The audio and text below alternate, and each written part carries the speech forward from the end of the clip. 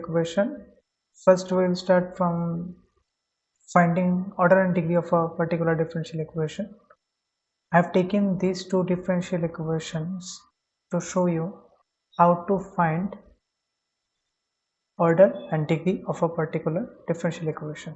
So these are the two differential equations, and order of a differential equation is actually the order of the highest order derivative present here. That means in this particular differential equation we are having two differentiation. This is of second order and this is of first order. So the order of this equation, this differential equation, is going to be 2. Okay. Similarly, for this equation we are having two differentiation here and here. For this case, this differentiation is having order as 2, or we called it as second order differential equation. Similarly, this is first order differential equation. That means it is the differentiation of y with respect to x whose order is 1. Similarly, this order is 2. So order of a particular differential equation is the order of the highest order derivative. Okay. So in this particular differential equation we are having two differentiation. One is dy dx, another one is d2y dx2. So since this order is 2 and this is having order as 1, so the order of this particular differential equation is going to be 2. Okay. Now we will move to that how degree will be calculated for these two differential equation. So degree is nothing but the degree is nothing but the power of highest order derivative present in a differential equation. So if we see here in the first differential equation, or first we will take the second one. If we take the second one, in second term we have two differentiation. Out of this two, d2y dx2 is the differentiation having highest order, which is 2. So we have to take this differentiation and we have to see what is the power of this differentiation. Since d2y dx2 having its power as 3, so we can say the degree of this particular differential equation is 3. This is nothing but highest power, okay, highest power of highest order derivative. Okay. Similarly, you can observe the degree for the first one. The degree of this equation is going to be 2. How? You can tell me that the highest order derivative, that is d2y dx2, is having power as 1, but it is not the case. The definition clearly says that when we are finding or we are trying to find the degree of a particular differential equation, we have to remove the fraction and radical signs. So in this differential equation, if you take square in both sides, or we can write this differential equation as 1 plus dy dx whole raised to the power half is equals to d2y dx2. So we have to remove this fraction power. So if we take square in both sides, this equation is going to be 1 plus dy dx equals to d2y dx2 whole square. So now we can see this differential equation is a simpler form of this differential equation where we have removed the fraction from power. So after removing, we have seen that this differentiation is the highest order, that is second order, and also this second order differentiation is having power as 2. So this differential equation has its degree as 2, and order we have calculated just previous.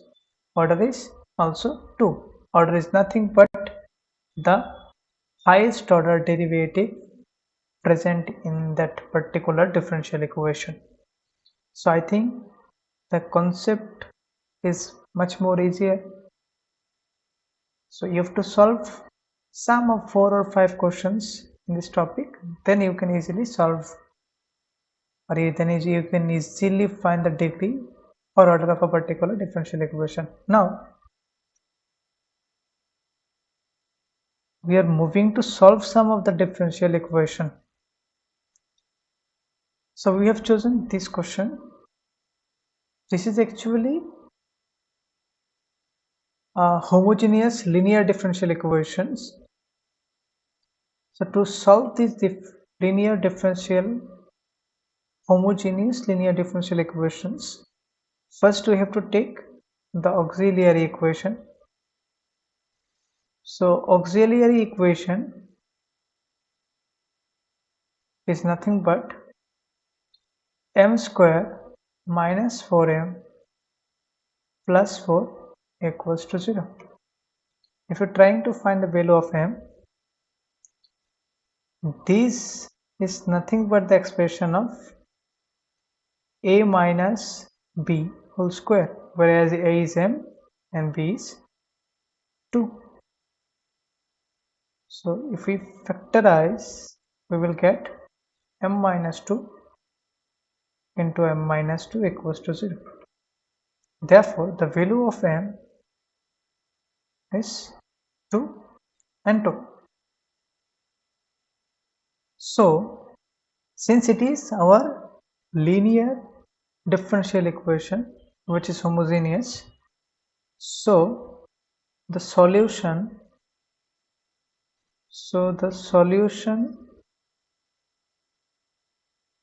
of, let's put it as 1, so we can write it as the solution of the equation 1 is y equals to complementary function, only the CF, because in case of homogeneous linear differential equations, there is no particular integer. So the CF is here, the roots are actually real and not distinct, they are identical, they are same. Since they are real and same, so the CF is going to be C1 plus C2x into e raised to the power 2x. Hence, the solution is y equals to C1 plus C2x e power 2x. That is our answer. Okay, I think it is clear. So this is 2, that's why we have written 2. Since it is having a 2 equal real identical, or we can write it as identical equal roots, both are same. So the constant term with coefficients written as c1 plus c2x e to the power 2x. Okay, let's move to the next question. This is our next question, which is actually not a homogeneous differential equation. This is non-homogeneous differential equation. So we can write it as this is non-homogeneous homogeneous differential equation. So the auxiliary equation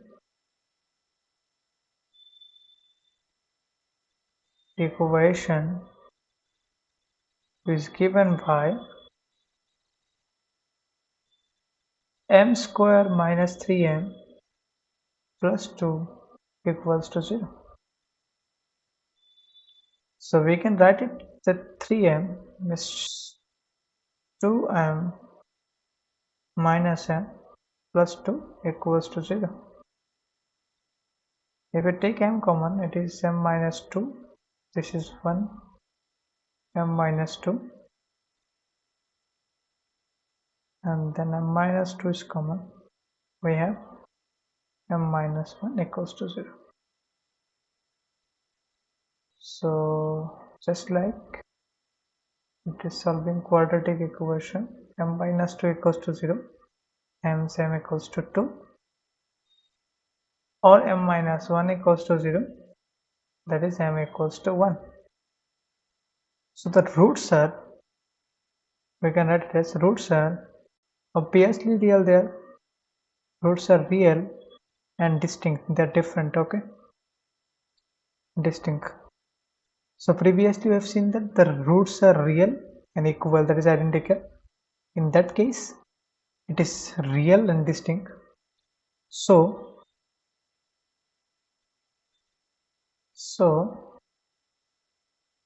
CF is going to be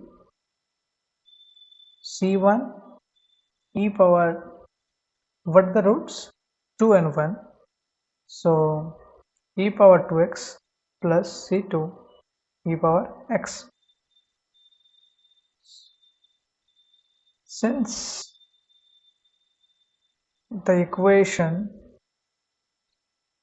is non-homogeneous linear differential equation, so we have the solution as y equals to CF plus PI, that is particular integral. So this is the easy problem where we can calculate the PI as 1 by the function. The function is d square minus 3d plus 2, d square minus 3d plus 2, and here we have e power, in right hand side function we have e power 3x. Okay, so the value of a, that is, we just have to replace d by 3 square minus 3 into 3 plus 2 e power 3x. So it is 1 by 9 minus 9 plus 2 e power 3x, which is going to be half e power 3x. Hence the solution is being